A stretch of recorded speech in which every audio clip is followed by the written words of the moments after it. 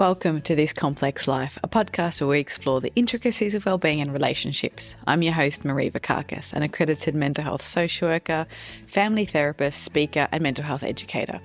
Coming to you from the lands of the Bunurong and Wurundjeri people. Join me as we demystify mental health, break down stigma, and navigate life's messiness and complexities one conversation at a time. And just a little reminder, information in this podcast is for educational purposes only. Anything said should not be taken as a replacement for medical, clinical, or other professional advice, diagnosis, or treatment. This podcast is not a substitute for professional mental health treatment and advice. If you or someone you know requires support, please contact a mental health professional in your area. Thanks for listening. Hello, and welcome back to This Complex Life. In today's podcast episode, it's another solo episode, and I wanted to talk about getting ready for therapy and why it can be really helpful to think a little bit about what you might like to get out of therapy or what to expect. The first question I have here is, why is it essential for someone seeking therapy to clarify their goals and expectations before their first session? I would even say that before you even book in your first session, it can be really helpful to have a think about what you want to get out of therapy, because that might determine what practices you call or which therapist you look up. If you're really looking for someone to help navigate a divorce or separation or grief, or perhaps it's the adjustment to parenthood, or maybe there are early childhood experiences that are really impacting on your ability to navigate relationships or manage your conflict at work, they might all be different skills that different therapists have. So having a little bit of a think about what kind of stuff do I want to talk about? Why do I want to go to therapy, and what would be helpful? It can be really confusing and really overwhelming to know where to start. But having a think about what you want can really help narrow down that search. So when you're using Google or using a website like Psychology Today, or find a social worker or find a psychologist, or whichever search engine or platform you're using, having a bit of an idea of the kinds of areas that you want that person to work with is often more important than their training background.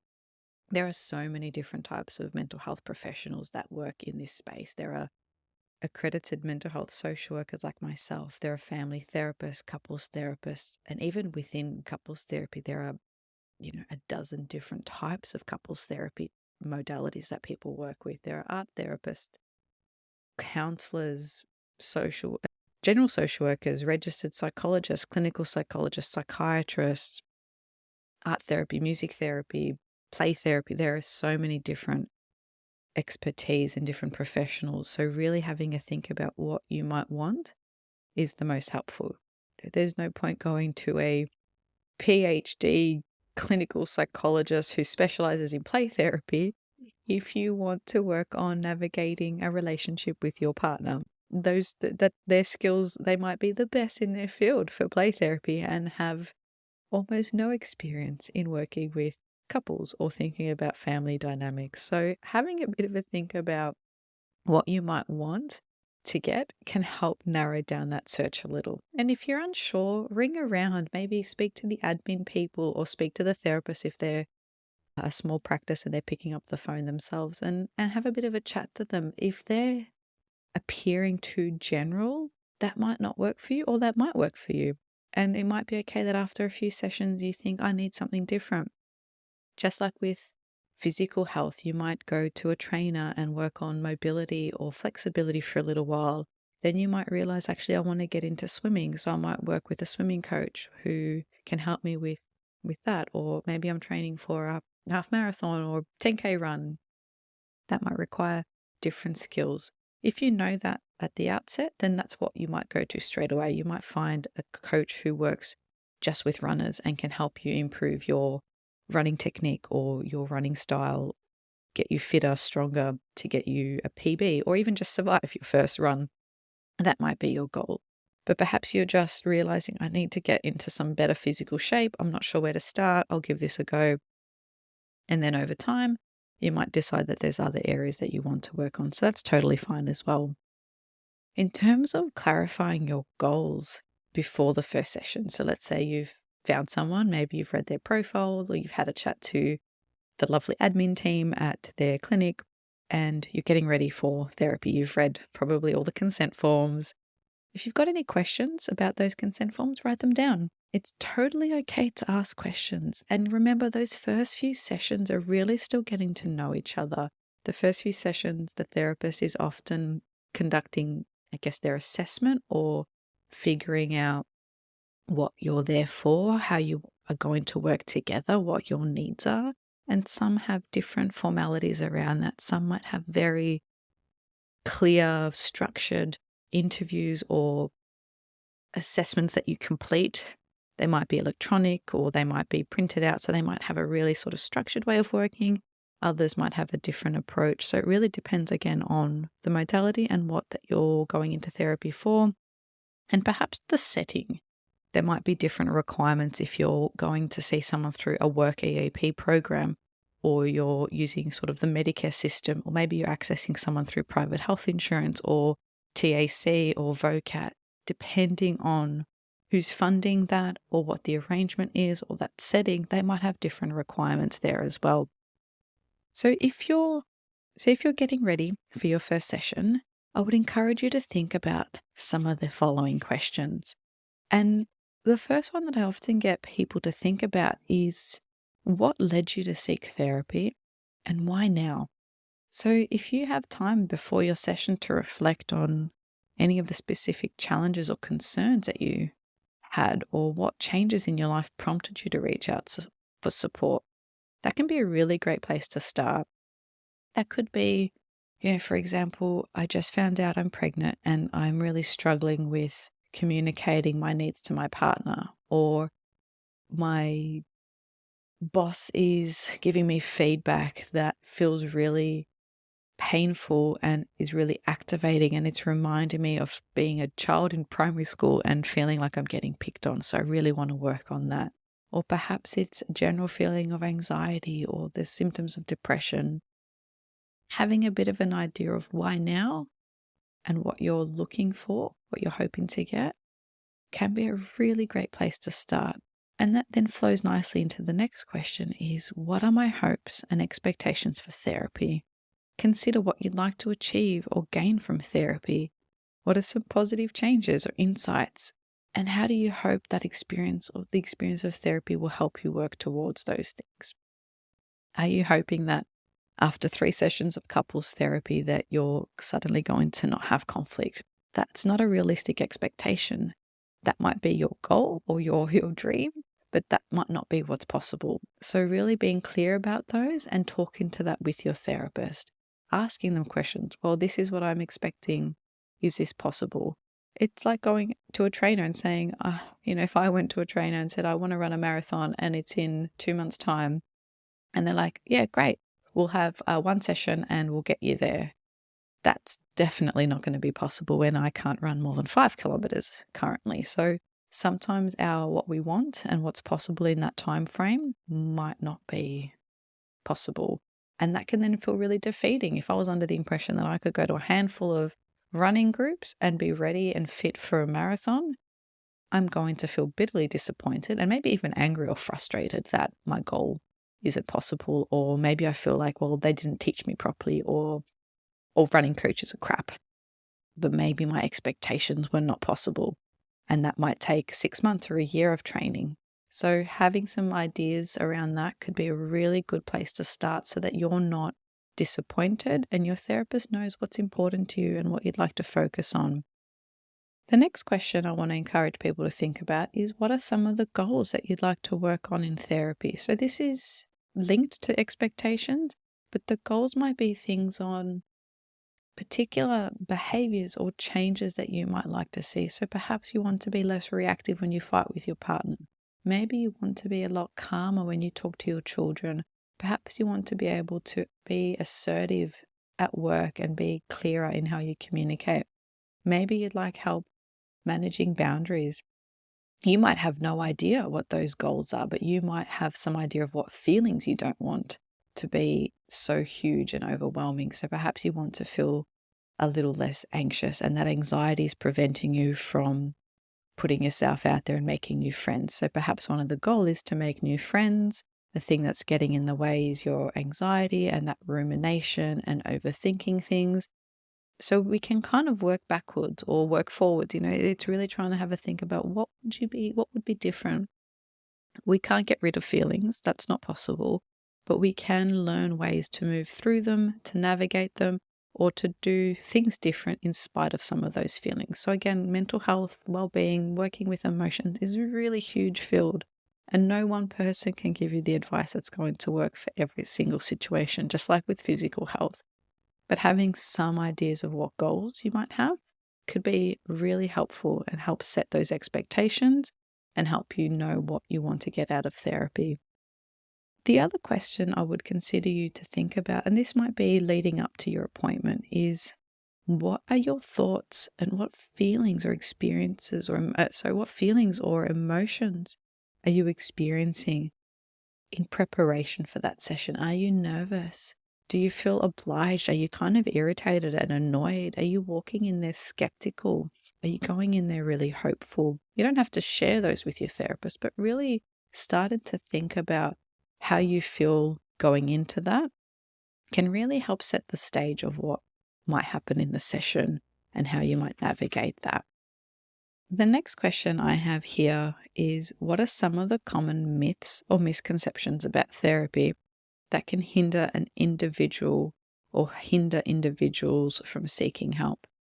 And I think one of the biggest myths is that nothing anyone does can help, that these are all problems that someone needs to deal with on their own, and that talking about it isn't going to make it better. And as someone who is a therapist, I think that that's really limiting, and it doesn't allow for exploration of our thoughts, feelings, behaviors, how they interact, what our worldview is, what beliefs we have about things, and understanding those narratives and those stories really shape how we are in the world. Sometimes talking about these problems or these concerns or these challenges can be really helpful. It can shed light in areas of our lives that maybe we haven't really focused on, or it can show a pattern of behavior or show a link between how what we're doing now is related to something that happened to us or we experienced in the past, or how what we're struggling with might be because of a limiting belief we had. So really exploring some of those things can be really helpful. So thinking that nothing can help already gets you going into that space thinking, what's the point? Nothing I do can help. And that might be part of the work that you do, is challenging that belief. Another common misconception, in particular with couples or families, is going in there and being ready for the other person to change. If only they would just do this, if they just did that, those sorts of things are not going to be helpful. When you're going into therapy, there needs to be some awareness and some willingness to change yourself, what you're prepared to do different. There's no point going into therapy hoping other people will change. It's around what you bring to that, what you can do, what you can say, how you can respond. The patterns between families and couples can often be co-created. And so putting blame on someone else and making them seem like the project is not going to be helpful. So really thinking about the role that you play in those relationships will be really helpful. The third question is, how can individuals deal with any anxiety or apprehension they might have before their first therapy session? That's a really good question, and I see a lot of people get really nervous or anxious, especially if it's the first time they're going to therapy. And so to help people navigate that a little bit better, I have created a workbook. It's called Get Ready for Therapy, and it's available on the Therapy Hub website. There'll be a link to that in the show notes. It really gives you a chance to answer some of the questions that I've mentioned earlier, and it has loads more. So sometimes thinking about your goals, and having those prompts. Sometimes when we're anxious, it's really hard to think clearly, and it can be really hard to even know where to start. So having some of those prompts can be really helpful. So in the journal, I have some of those questions around what led you to therapy, what are your hopes and expectations, what are some of the goals, what past experiences might you want to talk about, what are your strengths. There's even a section for self-care activities. So if you work through that booklet, that could help ease some of that anxiety, because you might feel more intentional, you might feel more planned, you might feel like, okay, I have a little bit more control in guiding this process. It's even got some prompts there of the kinds of questions you can ask your therapist. Other things to consider is, please don't go to therapy substance affected. Maybe reducing coffee if you find that that makes you really jittery. Perhaps not booking it in the middle of your workday if you are nervous and anxious and you've got to rush to another meeting. Maybe you need a bit of a buffer time. Maybe you need to go for a walk before or after your session to help get you in that space, in that headspace. So there are different things that you can do to help prepare you for that experience. And the fourth question I wanted to talk about today is, how do you build trust with your therapist? Trust is built, it's kind of two ways. Your therapist will have some ways of working that might land really well for you, or they might feel a bit uncomfortable, but you shouldn't feel totally uncomfortable. You shouldn't feel like they're judging you. You shouldn't feel like they're being disrespectful.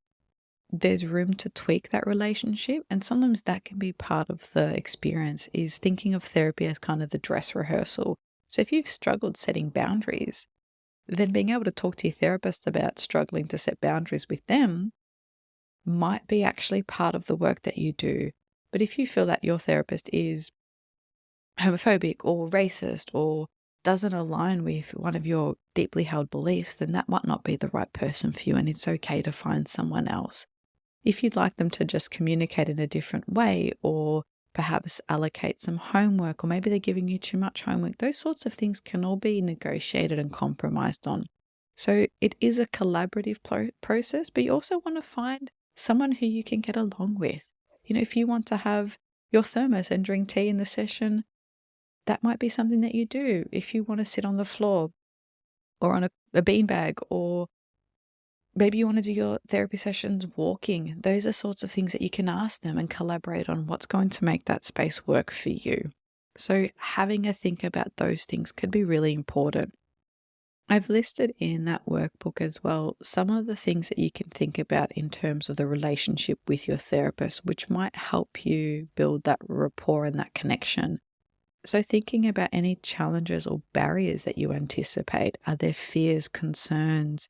Do you tend to shut down and then avoid talking? Do you get challenged and then ghost therapists? Are there particular patterns that happen for you in that therapy session, in those processes? So that could be a really good thing to think about, as what are the challenges or barriers.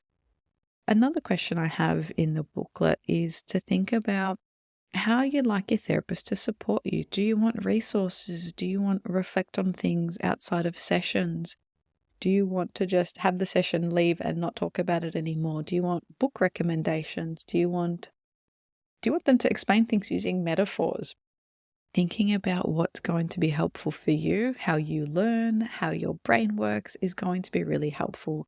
And especially if there's areas that you need more help with, being clear about those. Therapists hopefully will ask, but you might want audio recommendations rather than books. You might find reading pamphlets really difficult, so you'd prefer a link to a podcast. You might like to record a section of a meditation so that you can reinforce that during your own time. So having a bit of a chat about what might be helpful is going to be really good for both you and the therapist. And it's okay to ask them questions. It's okay to ask them any clarifying questions around therapy, how they work, what they do, how long they think you'll need it for, what are the frequency of sessions do they expect you to attend. They're all really helpful things for you to know where you're going, what's expected, and they also know where your limitations are. They might think, actually, for what you're presenting, I think you need weekly sessions for at least 6 months. And you might be thinking, absolutely not. I just wanted to come in for a couple of sessions and get this stuff sorted and leave. So being able to talk about that is going to be really important.